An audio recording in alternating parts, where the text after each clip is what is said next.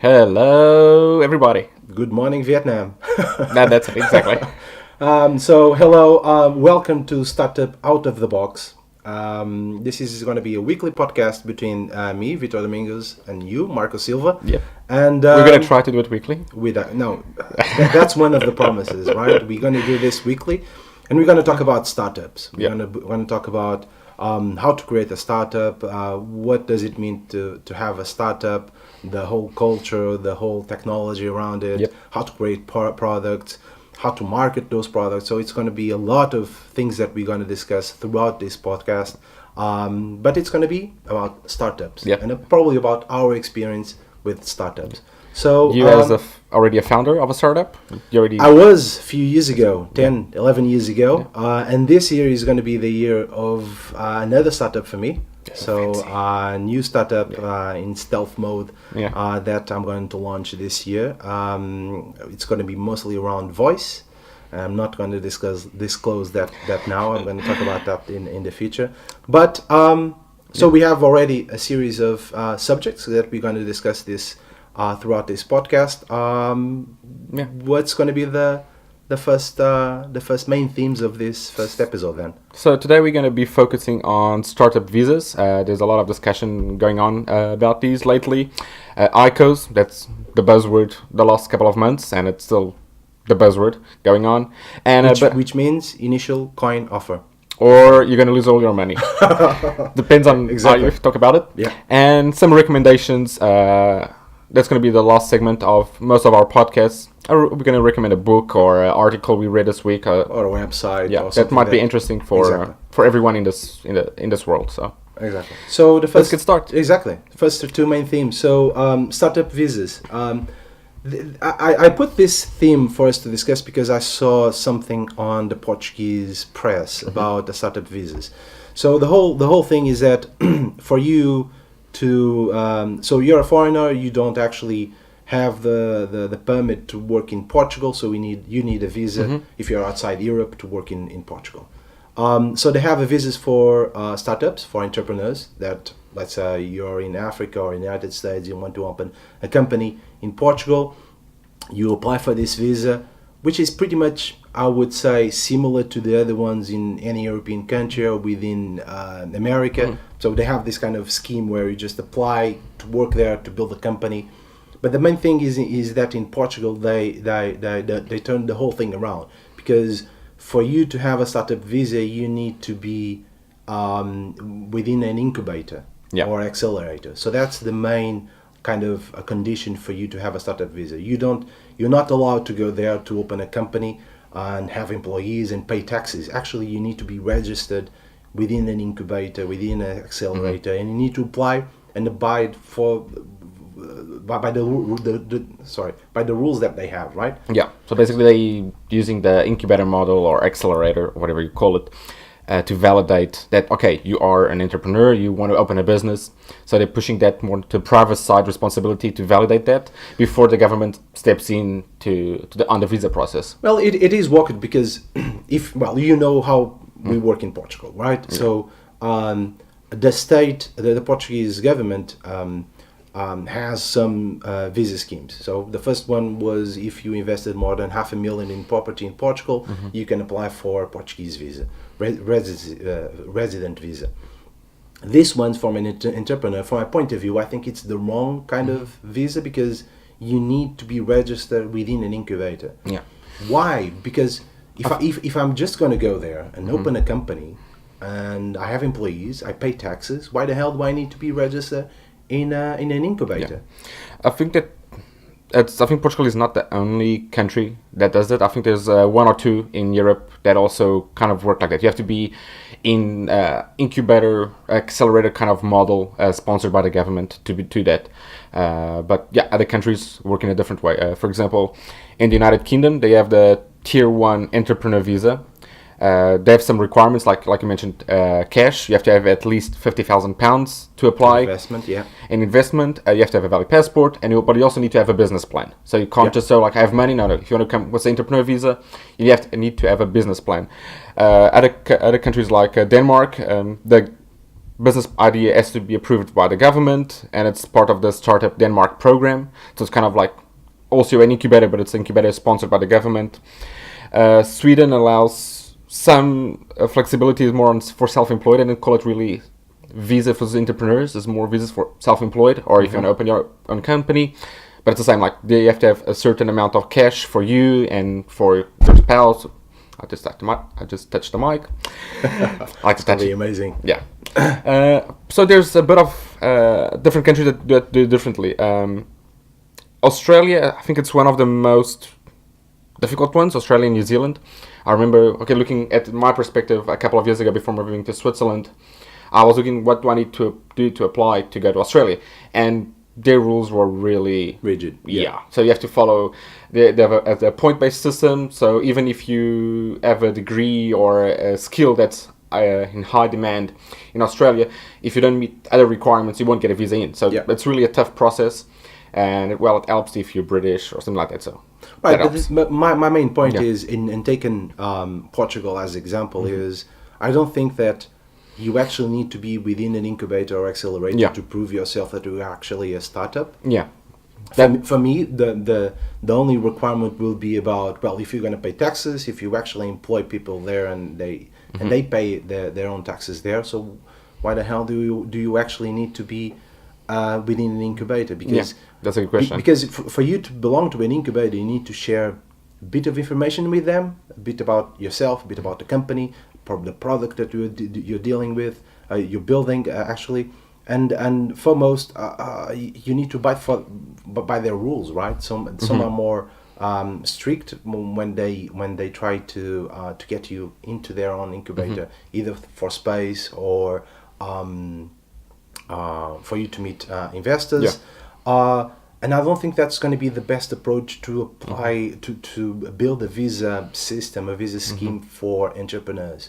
I think that the state needs to be less regulated when it comes to that, and it actually needs to be more open and probably more transparent. Delegating that responsibility into incubators or into accelerators, it's not probably the best thing because they have their own agendas, right? Yeah. So let's say that you're going to apply for an incubator that actually the guys there don't like you, right? So you don't get a visa, period. So you don't get in, you don't get a visa, you get mad, so you don't invest in the country. I think that this should be as it is here in the UK. You need to have an amount of investment within the country. You need to pay taxes, but you actually don't need to be registered on all of those vultures that actually survive around startups, I think. No, I agree with you on that one. Portugal is growing on that sense. It had a really good evolution in the last 2-3 years. I would say 10. 10. Because when I launched I was going to ask you, like, how do you see, if you would open a startup now in Portugal, for you, how would that be different from when you opened your own startup? That was like 10, 15 15 years ago? No, 10 years ago. 10 years. More than that, 12 years ago actually, because we started in 2005 back then. So back then it was rather interesting because first of all, you didn't have any kind of accelerator or incubator schemes or even any kind of help. You would have the angel capital, so the seeders, it's not seeders, seed capital. So we have angel investors, and you had a bunch of them located around Lisbon and around Porto, where you can actually go there and ask for a bit of financing, and but they wouldn't help you. And if you had a technology project or a technology company, they would be rather suspicious about you because that's not their kind of way of helping companies. They would help the more traditional ones like industry and that kind of stuff. So starting a technology company back then was really tough to get this kind of finance and help. A few years later, Mario Valente started a bunch of those programs like the ones with Y Combinator and Seed Camp back then in Portugal. So you had to go through, 3-4 weeks of training. You had to build your own business model. You would apply and pitch to investors. you probably going to get some financing from them, and then you would have their help to start your own company.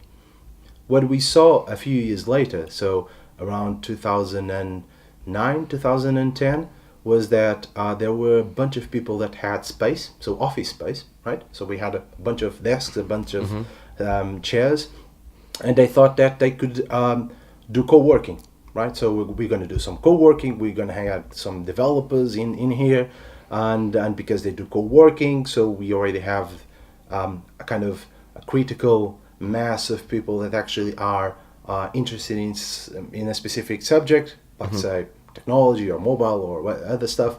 So let's do an event for them, and after the event we can invite some investors. We could have some speakers. After the event we would introduce people, the developers to investors, and that's a kind of concept of incubator and accelerator, right? So they introduce you to an investor. So you are a startup, they introduce you to an investor, and they get 5, 6, 7% Depends on of that kind of trade that they do. And as I said, 2000, I don't know when Startup Lisbon appeared, but I think it was around 2007, 8, 9, something like it, that-ish. I think the first time I recall hearing about Startup Lisbon was around 2011. Well, I think it was it might have existed before, yeah. So, and they pretty much started like that. So it was a co-working space. They decided to, because they had contacts within the investment bank, within the investment banking in Portugal. So they had a bunch of contacts. They gathered those contacts, they introduced people, and they started the whole thing of Startup Lisbon. And they launched events and a lot of other stuff around that. So which is quite interesting. But that's how the whole startup scene appeared in Portugal. So he didn't had any kind of planning. My take is that they were quite good on doing co-working things and doing events, and they tried to monetize a bit of that. A bit of that, and by introducing you to investors. That's it. So so I'm a bit reluctant when I see all of this. You need to go into an incubator and accelerator to actually have a startup visa in Portugal. That's why. That's interesting, because I just recall while we were talking that there's a new program by the Portuguese government that was announced during Web Summit, so late November. A special, let's say, tax break system for expats and foreigners. So you would, if you been living outside of Portugal for around 5-7 years, I can't remember what the right number is. Or, well, if you're a foreigner, never lived in Portugal, and you want to move there, you can move there, and the government will give you a special tax condition. Tax break? Yeah. Okay. So you would be capped at around, I think it's 20% on your taxes. So that's well less than what a Portuguese citizen will pay. Oh, citizen. All right. So as an individual, not as a company, this I don't recall if this tax break has anything for companies. I know it's about the people side. That if you as an individual want to move to Portugal and you expat or a foreigner, your taxes would be capped at 20%, similar to the Swiss model, for 10 years. All right. And you wouldn't be double taxed. All the tax, your revenues that come from outside wouldn't be taxed. So it's quite a good incentive to. Okay, we're back. Right, we're back. So we had, for those that will see the video, so we're doing the podcast, but also a video cast. For those who are going to see the video, actually we had to do a break here because we got some Amazon deliveries, which is kind of fun and funny, because we're just comparing with the ones that the people back in Portugal didn't get during Christmas. Here in London, we actually get those deliveries on time. So and quite fast. Yeah. And quite fast, which is amazing of living on a and first world country. And Amazon Prime, it's expensive. It is expensive, but it's really good. As you can see, I have a bunch of Well, it's not that expensive if you order a lot of stuff, but once you get it, you order even more stuff. Exactly, because you take advantage of that. So we're talking about startup visas, and we've been. Yeah. I think that we've been throughout that theme, and unless you have something else to add about that? So we were comparing Portugal against the other countries, and that's basically, yeah. what you did. There are options in most countries. Just look in the countries that you would like to move to and figure out what's best for you. Exactly. Yeah, and be careful not to look at the hype, because there's always a dark side for There's any always country. the Yeah. dark side of the startups. Well, yeah, that's Or gonna be- Texas, or exactly. yeah. Or Delaware, the best place to build a Yeah. company is Delaware, at least to be registered there. Well, if don't you pay- want, yeah. you If don't you pay- want in the American investment, so yeah. Oh, right. Yeah, exactly. But then you have to deal with the American So- tax system. Yeah.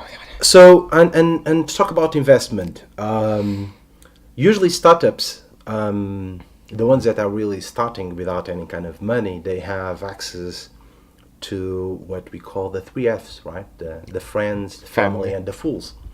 And talking about fools, probably we're going to discuss about ICOs, initial coin offering, Yeah. right? So for those that are listening to us, and this is amazing to get all notifications at the same time. So for those that are listening to us, what is an ICO? An ICO. So it's like you mentioned, it's an initial coin offering, and this is usually a way for ventures in the last couple of months that the way they found to get funding without going through the traditional funding process of angel seed, VC, capital funding, and it's a way. So basically, it's a promise of a token in exchange for money. So these are cryptocurrency startups that are going to start. Are startups that want to use a cryptocurrency in somehow, and so they are offering you this token with a big discount in exchange for other cryptocurrency or fiat, so money. And it's been in everyone's mind lately because it started to be like a wild west. While you had companies like Ethereum that raised around $14 million, something like around that, and we can see it's a project that's serious. It's still moving. Okay, there's some problems going on, but we have been inundated. Like I think in December it was maybe around 20 ICOs per day. Yeah. And one of them even got to around $230 million investment through the ICOs. It's a bit like having your own startup on a kickstart, right? So Yeah. going there, waiting for investment for other people, and what you actually trade off is, we're going to build the coin, and we're going to give you some options with that coin. So all the investment, all the real money that you put into this coin, we're going to get you some kind of. We're going to give you value out of the equivalent coins in a discounted price to you. Exactly. That was a promise that once we release the coin will be worth this money, Yeah. and we will be able to build this. But the problem is because It's pretty much as giving stock options, but the thing is, stock options, they are regulated, Yeah. and actually you're giving part of the company for Exactly. the money that you get in return. Yeah. For that, you just give a cryptocurrency that actually doesn't exist. yeah, there's the hope that you might receive something at the end. Yeah. Okay, you can say it was a startup, was a stock option or equity. It's also much a the hope, but at least it's something that you have something that belongs to the company. And ICO, you have no voice, no nothing of the company. Exactly. So if they decide to go somewhere else with your money, you can't do anything about it. Tough luck. Yeah, tough luck. So do you think the ICOs fall into that kind of the third category of fools kind of thing, or is it just for friends and family? I think it's been a lot of fools. There's a lot of people that know what they're talking about, and they pay attention and they do their due diligence before investing in an ICO. But a lot of people have been following the trend of Bitcoin and Ethereum and just buying it, and they don't really know what they're buying. I remember, for example, even I think it was in beginning of December that Paris Hilton released an ICO, big data marketing backed by a big cryptocurrency, whatever that was. Yeah. So you got to a point where then celebrities are also releasing ICOs, and you look at the white papers or the descriptions like, what? This is it's just a lot of buzzwords. There's nothing there, but they raised millions, and because they don't have to give anything in return, I would say most of them are fools. Right. And because of that, that's why you had China forbid ICOs, so you can't do ICOs in China because the government decided like this is really the the Wild Wild West. Yeah. There's no regulation, there's nothing, so you can't do it here. In the United States, the government stepped in and started to put rules that some ICOs are indeed securities, or the equivalent as investment or stock. So they have to follow a set of rules. So if your ICO is like a security, then only investors, registered people can buy your ICO, and you have to follow certain rules there. So there's not a debate of if the ICO is a security or not, and of course some people in the United States are a bit afraid of doing ICOs there, so there's a lot of ICOs taking place in the rest of the world. But I think it's still a bit of the Wild Wild West. All right. For me, ICOs, it's awkward because I do get the cryptocurrency kind of movement these days, but looking at applying that to a startup when I do believe that the best option is, from an investment point of view, if I'm investing in your startup, then I would like something real in the return. I'm not saying that stock options are going to be real, but are more, for me, they feel more real because I can, if I'm gonna get enough stock options, I can apply a vote within the company if I have enough number. You have some contracts that define what you can do and can't do. Exactly. I have access to privileged information within the company because I'm an investor.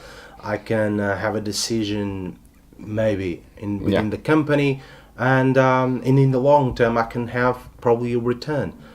If we're going to do the cryptocurrency and I'm going to put my money there, then it's going to be a third regulated kind of thing where it can go all tits up and actually no one is going to see their money. So for me, it's just like I have a startup. I'm going to launch a Kickstart campaign fund. If people put money there, good for me.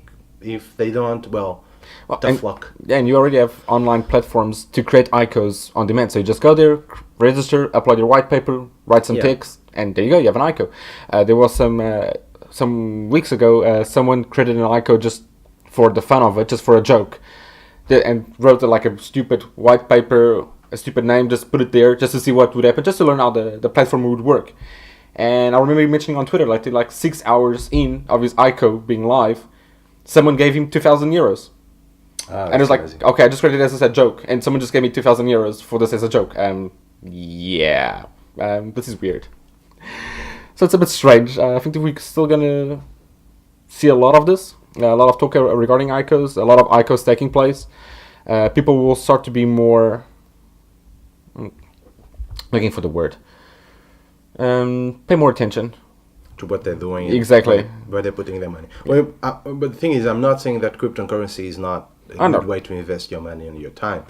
Probably ICOs, they're not the best thing at the moment when we talk about startups. Even ICOs or cryptocurrency, people need to realize it's a high end investment. It's high risk investment. It's not, I'm just going to put my money there, I'm going to be rich by sure. It's like the gold rush. And you see, like on the Christmas day, Bitcoin crashed from almost $18,000. 14? No, I think it was around $18,000, and it crashed to almost like $9,000 or $10,000. Yeah, but then it got up. Yeah, but then it rose again. But in that period, a lot of people lost a lot of money. Oh yeah, because they saw the crash and they panicked and started selling. Yeah. Then the next 3 days it started rising again. So if people would have waited, maybe they wouldn't lose that money. But a lot of people, there was a lot of money there. And this is, people need to realize it's a high risk investment. It's not something to put all your money. Don't put your mortgage on it. Don't put all your savings on it. It can go really bad or it can go really good, but it's a high risk. It is, and again, let's stress this enough, because it's not investing in the company. It's investing in the money that the company produces. So we're not investing actually in a startup. We're investing in the currency that they just developed. So that's kind of different things. Yeah, just to notice that we are not financial advisors. We are not nothing. This is just our opinion. Exactly. Do your due diligence, whatever you do, wherever you invest in. Exactly. So I don't That's know what's our time with this. I think we're already going around All right, 20 minutes. half an hour. So let's probably end this first episode with a bunch of suggestions that we have. Yeah. So, So we have 3 today, this week. It's going to be about books, and website, and an article. Yep. So let's start probably with the book. So the books is one link that we're going to post somewhere, probably we can put it in the podcast notes or Yeah. YouTube channel, whatever we're going to have with this. It's going to be about an article from MIT Technology Review. They read a bunch of books, and actually 2 of them I actually read. So the first one is the new book from Neil deGrasse Tyson, which is Astrophysics for People in a Hurry. Really good if you want to know a bit more about astrophysics and how the whole galaxy works, and if you don't have a lot of time. So that's work that really works. And the other one is Hit Refresh from the Microsoft CEO Satya Nadella. It's really good book about how he shifted the whole Microsoft culture and how actually Microsoft right now works in the terms of more people and personal level, how the whole culture changes. And there's a few more that actually I'm probably gonna read throughout this year. So we're gonna put the link below. I'm just gonna talk about this too because actually I bought them and I have them, read them. They're really good. So I would recommend the whole. How much is this? 9 books from MIT Technology Review. yeah, there are some of those are on my list to read. I haven't read them yet, so I can't comment yet. Well, hopefully you can do that in If I can get some time to read it. Exactly. I'm gonna Okay. lend some of I'll the wait. books to you.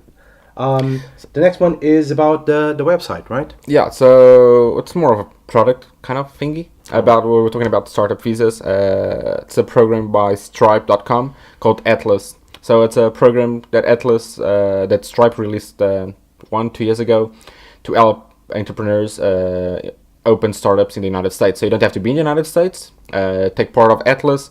It costs around $500, and they will help you set up a company in the United States, deal with some legal stuff, banking, accounts, registration, things like that. They will give you advice in multiple areas and put you in touch with different people depending on what your needs, so legal needs or accounting needs. So it looks like an interesting program to people that want to open a startup in the United States. But also there are pros and cons. Look into it, see if it helps you or if it's more worthwhile for you to open a startup somewhere else. And then the last one is going to be about our website, which is about the Beginner's Guide series on crypto assets. Yep. So it's not crypto assets, it's crypto assets, which is a different thing. Carry on. So basically, Linda. She put together a list of beginner's guides to different crypto coins from Ethereum, Monero, Litecoin, ICOs, Bitcoin. So it's an intro to all of those coins, explaining what it's all about, how do they work, what's the difference between them. And she decided to do a compilation of all of these guides that she's been writing through the last couple of years, last couple of months. Are you a miner? Or No. just I have some cryptocurrency, but not a miner. No, I don't have a data center in my pocket now. All right. Actually, probably we're going to discuss that in one of the episodes that we have together, either in Portuguese or another one that we're going to have probably soon. But I'm going to invest some time in that, just for the fun, just for the... Yeah, for me, it's been more of the fun, figuring out how it works. Yeah. I'm not expecting massive returns. I'm not there to, like, all my savings. I put some money there that I could. Just see how it works, what's it about. I think it's a good option if you want a new boiler. At home, because you don't need one, you can use the servers there. I don't want to be a miner. And the other thing is that and because when we're doing this podcast, just today or yesterday there was launched the new Spectre and what was it, the other one called? Spectre and damn it. Well, two vulnerabilities. Two Intel bugs, large ones and big ones that affect Intel processors. But actually, AMD also. AMD, but also it doesn't affect those that actually are mining coins, because they're doing on GPUs, not on Intel CPUs. So they don't care actually. So they just Well, stay we'll away see. of it. We'll see Yeah. the impact in the next. Well, it's already having an impact now. So yeah, It is, but we're probably going to discuss that in The next- in the next episode or in the next episodes. So, and that's pretty much it for the first one that we're going to do. This is Startup Out of the Box with me, Vitor Domingos, and Marcus Silva. So if you have any tips, comments, just send us an email, Twitter, whatever it is, and tell us what you think. exactly. Thank you. Cheers. Thank you for listening. Cheers.